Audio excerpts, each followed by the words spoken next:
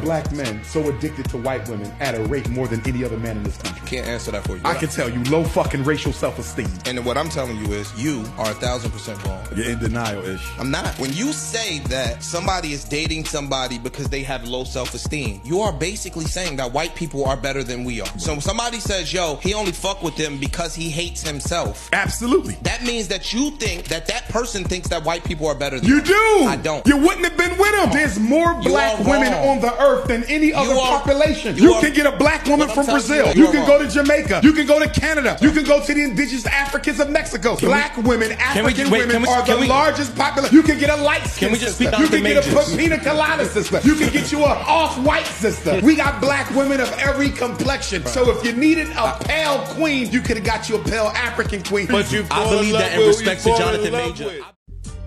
Dr. Umar Johnson is a very controversial figure, mainly because of his rhetoric. On paper, he's probably one of the most decorated black scholars and social critics. Beyond his more than abrasive rhetoric, there are issues with Umar Johnson's relationship with other black scholars, the unfinished charter school that Umar received donations for the past 15 years, and his alleged ancestral relationship with Frederick Douglass. Now that I think about it, Umar Johnson is kind of toxic, but that doesn't take away from the fact that he's very intelligent, well-read, and definitely knows a lot about black history. We're going to do a reaction video to some of the clips from the 2023 Joe Budden podcast featuring Umar Johnson. I do encourage everyone to check out the entire podcast, and the link will be below in the video description.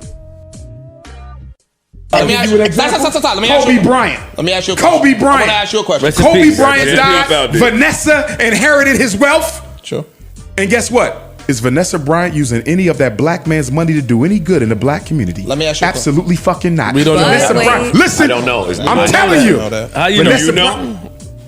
Let me ask you a question. Well, wait. She's a public figure. Can I ask you a question? She just you don't know. You didn't see that initiative. I do know. I do know. And I'm telling you now. Let me ask you a question. Vanessa Bryant just started an initiative with 3 predominantly white colleges, some sort of a sports initiative with Kobe's money and Kobe's name.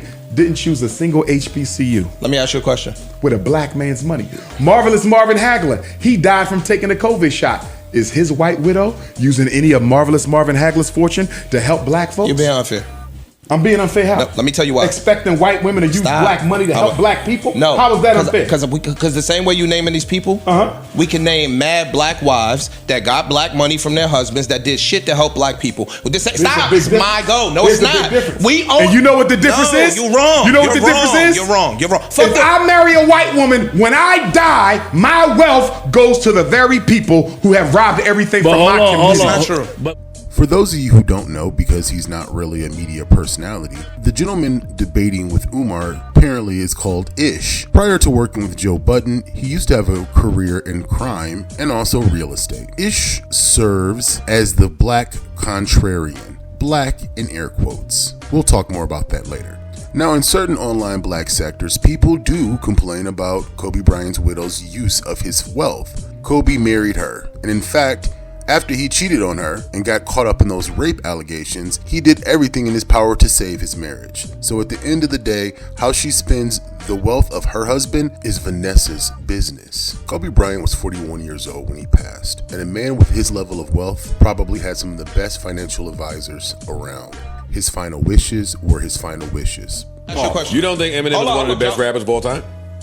According to who? You. Rap fans. Let me say something to you. And this is going to my African fundamentalism. No non-African can ever be the best of anything African. It is an insult to the ancestors, it is an insult to the race, and it is an insult to every black person. Do you think I could go to Palestine and be the best anything of Palestinian culture?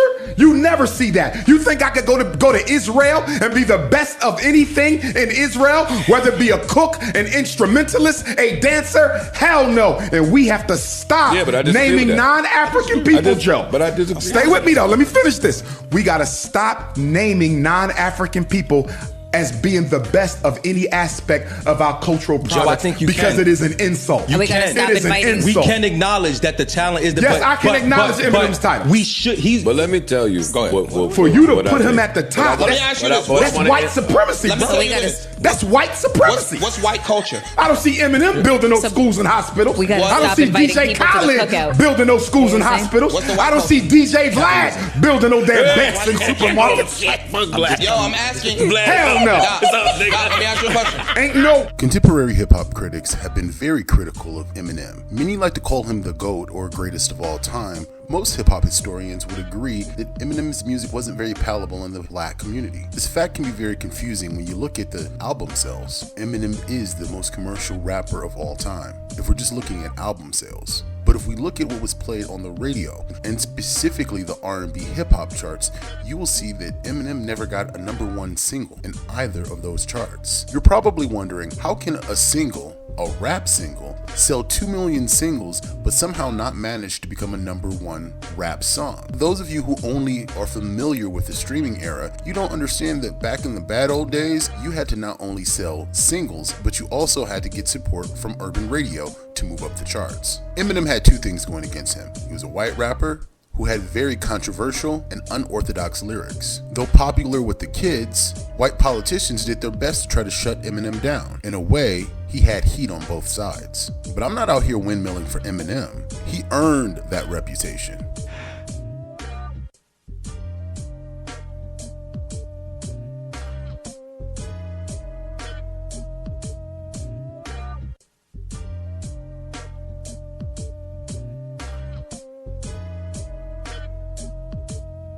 Do you want to collaborate with, man? You think you might hook up Lauryn Hill, KRS-One, Public Enemy, any of those First people? word you said was a dirty word to me. Really, Lauryn? Yeah. Why? Yeah, because I've heard a lot of stuff about her and how she is and how she is towards white people, and I've heard a lot of things that, you know, she's racist, she's this and that, and I can't prove it, but I've heard a lot of stuff and there's a lot of controversy surrounding that. So if it's like that, I don't even want to get down like that. So if Eminem's that sensitive over what Lauryn Hill had said or what he thought she had said about or against white people, how do you think Eminem would really, or how he really feels about Tupac Shakur, who he's been writing? Now, he was so affected just by the idea that Lauryn Hill may not like white people. And in my opinion, she's never really even came off as all that militant. And that's not to say that she's not pro-black. I'm just saying that she's never came off as anti-white in any way, if you understand what I'm saying. But he was so affected, going as far as calling her a dirty word. And a dirty word could mean bitch or whore. But he said dirty word, not just a bad word, but a dirty word, like a whore. Now, if it upset him to this degree, how do you think Eminem really feel about Tupac Shakur? And Paris? Paris had to be like the most militant pro-black rapper I had ever heard, who I would expect white people to hate. But he's now wearing a t-shirt with Paris's face on it, as if he has this respect for Paris. And understand that Eminem said this about Lauryn Hill after he became famous, after he supposedly matured from the way he supposedly was, when he had made rap songs calling black people racist, derogatory names. But just based off of what he thought he may have heard, he felt the need to not even say her name. He just sees her as a dirty word. Or maybe it's just the idea that black females don't dig him that irks him. But this is an interview with Lauryn Hill responding to the claims that have been made about her, saying that she does not do her music for white people or that she does not like white people. No, listen, so anyway, so I was raving about your record and everything, you know? And then this guy calls up and he goes, "Hey, Howard, man, I'm a disc jockey. And I'm telling you, I saw Lauryn on MTV. Okay. And she was screaming about how she would hope, this was the quote he said, that no white people would ever buy her record. I think the quote was, she would rather starve? Yeah, starve. She would rather have her family, her children starve than have white people buy her record. Now, so then I got all bummed out, and I was like, oh, man, why does it have to get racial? What's that all? Isn't that sound retarded? I mean, it does. Did you say that? We had a lot of people calling saying No, that. I think that it was probably taken out of context. What I was saying is that I make my music for young black youth because I'm a young black youth myself, and there's a message in my songs. Yes. And that's for people who look and come from the same areas that I do. That doesn't mean that my music isn't universal. So you don't mind white people? So you never said, I don't want white people to buy my music? I mean, I'm not stupid. You know, I'm a musician, but I like to consider myself a businesswoman. I mean, your manager's a white guy, right? Yeah, he is. Right. You have no It was problem. something along the lines that they asked us, how does it feel to be like a triple platinum recording artist? And I said, it was a nice feeling. I appreciate the sales, but that's not why I make my music. You know, there are deeper meanings and deeper messages behind every rap and every song and everything. Right. You know what I mean? It's not just to go triple platinum, and nor was I going to change my format just because I was triple platinum. Like a means to, you know, they saw you going too high and they wanted to drop it down. What are you doing in Norway? Hold on, Sean. Now listen, we've been around for a long time. I've been with the Fugees for 7 years. Really? And I've never heard any of these rumors along the whole entire 7 years. But now that we've become successful, all of a sudden I'm in Norway and I hear I've been shot, I'm a lesbian, and now I'm a white racist baby killer. The group said that they don't mind if only black people buy their music. Right. Well, that's a little different than saying we only want black people to buy music. That's not the same thing. That's a little different. You're excluding white people in. No, No, what she said is... Hold on for a second. Can I say this real quick? Yeah. What happens is that a lot of times record companies only, equate you with being successful when you make crossover success. That's true. What I mean? What we're saying is that we're happy to sell, 500,000, a million records in the black community and cool. You understand what I'm saying? Well, We're not necessarily, we don't have to be spread all over the pop chart because we make music and we feel music and we're motivated by young kids who come from the communities that we come from and have the same experiences that we do. She's saying she got into... But you gotta be responsible because...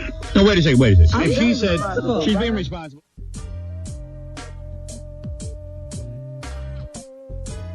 And to answer your question, without even getting into that, because all of that is that's her business. Everybody's got their preferences. She don't like white people, whatever. That's her business.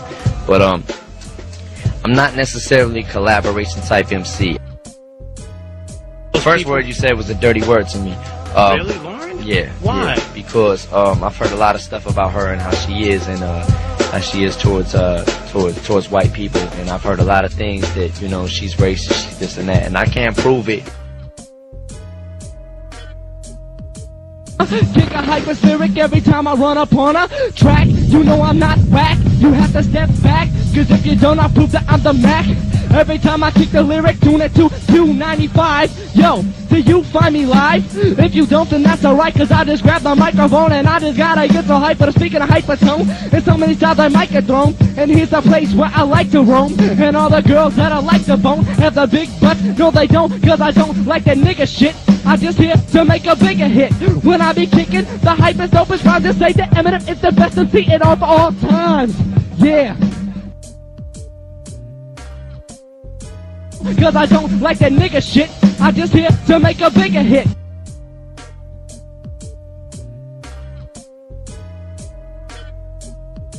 Blacks and whites sometimes mix, but black girls only want your money cause of dumb chicks.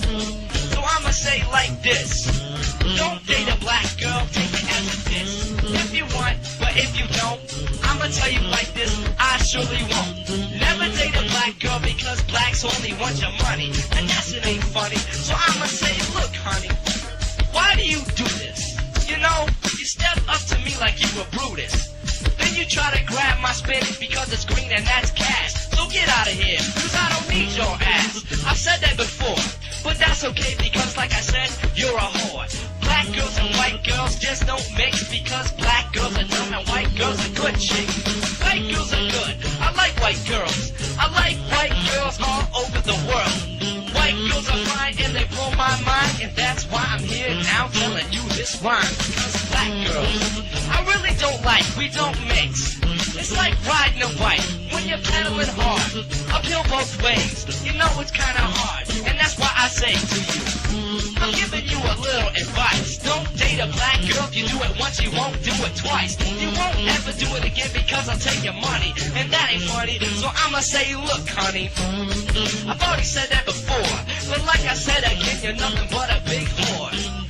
So when Mike gets on the baseline, that's okay, cause we will not just waste time. I'll get straight to the point. Black girls are bitches. That's why I'ma tell you, you better pull up your bridges, cause all that cash is making your ass drag from the boyfriend you gave. And that's pretty bad.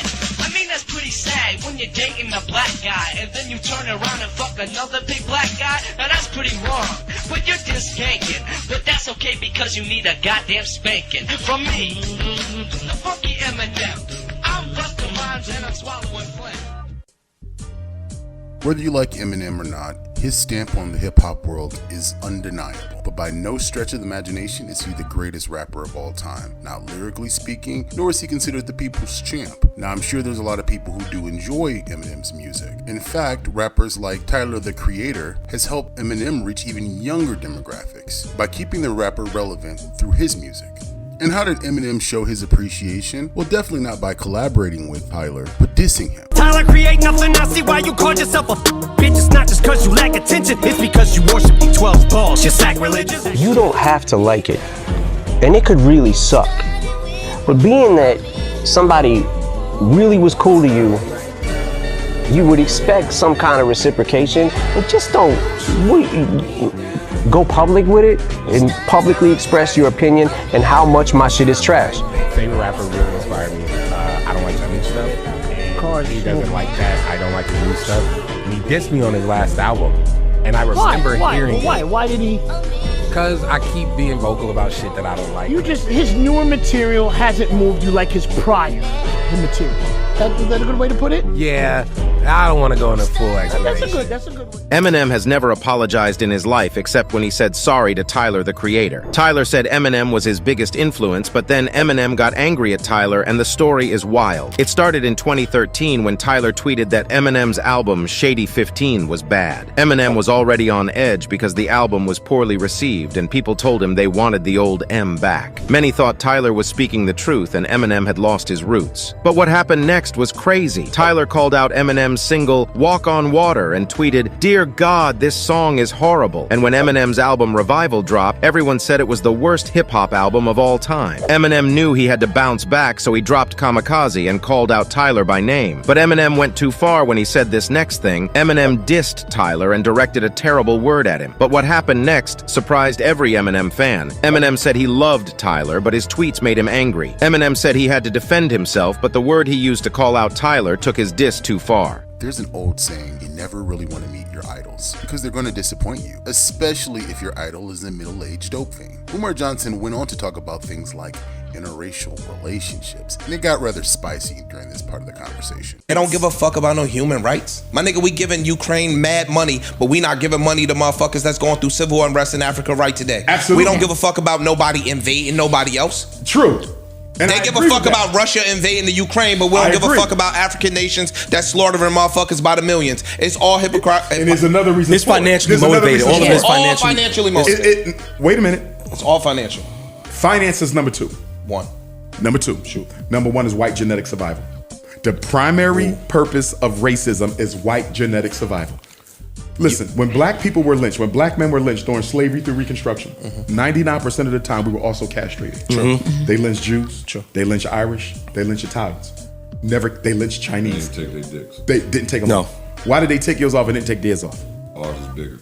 No, it's not about size, because not every black man has a big penis. That's just about genetic power. There's a scene in Django that represents that. We are the strongest race genetically. We're the only people who can reproduce ourselves with any woman.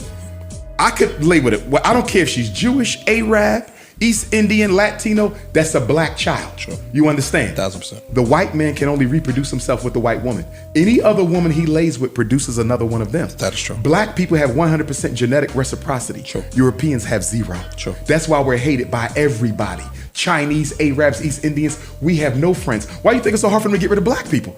How do you get rid of a people who can reproduce themselves with anybody on the planet? That's why they fucking hate us. Because we're the oldest, we're the greatest, and we're the strongest. Asians got strong genetic principles too. Yeah, but they're not as strong as us. No, you're right. In fact, the first people to populate Asia was us. Yeah, there was a Chinese geneticist. No. Black, they got pictures of us. So the Chinese, I was over there. The Chinese geneticist, yeah. Did you see him? Yeah. He said the first ancestor was from Africa. Yes, he did. They are black. Can you speak? Everybody come from us. And I'm not pushing racial superiority because I don't believe in that. I still believe in human equality, even though I am the first. You understand? I don't believe in that. We don't need to do that. I don't have to imitate my oppressor to end his oppression.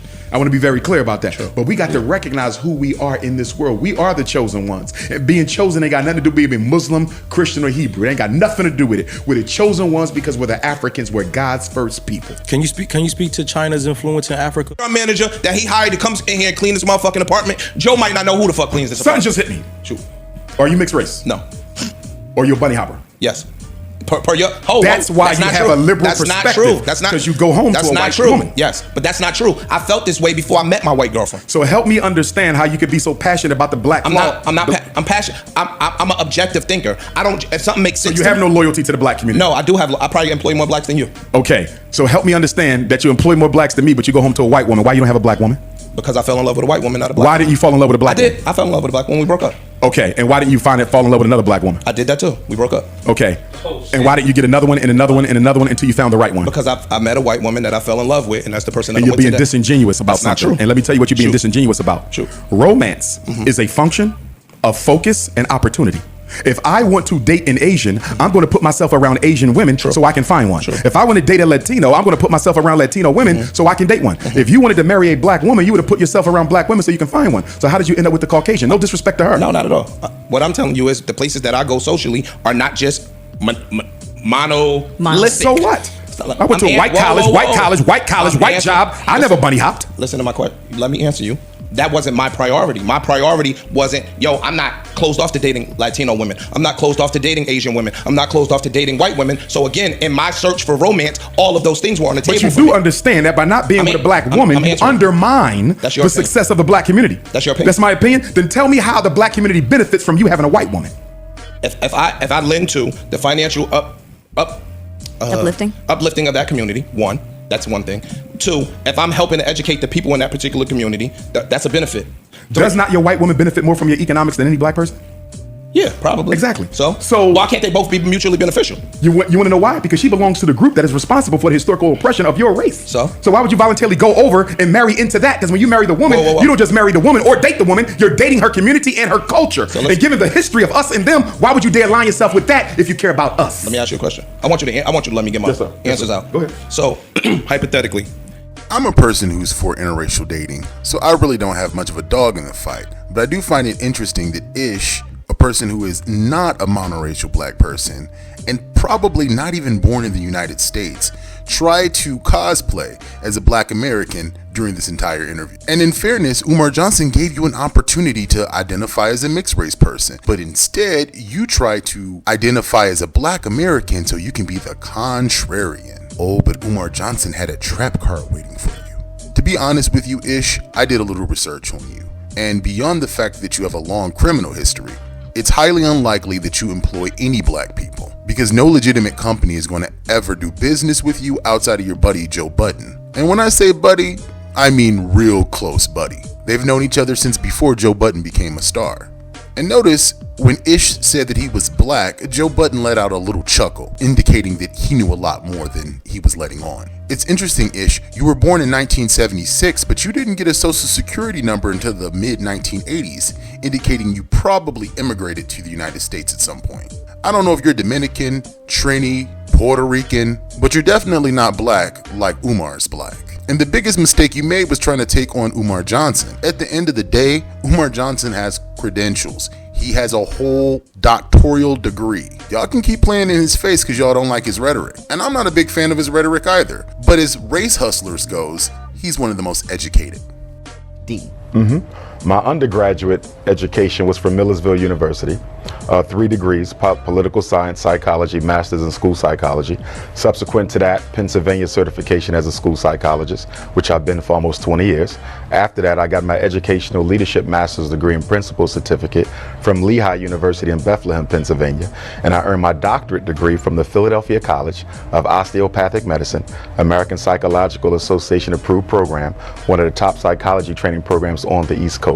6 degrees in all, and anyone can lift up a telephone and call and verify those degrees. So when you see folks who question your degrees, your response?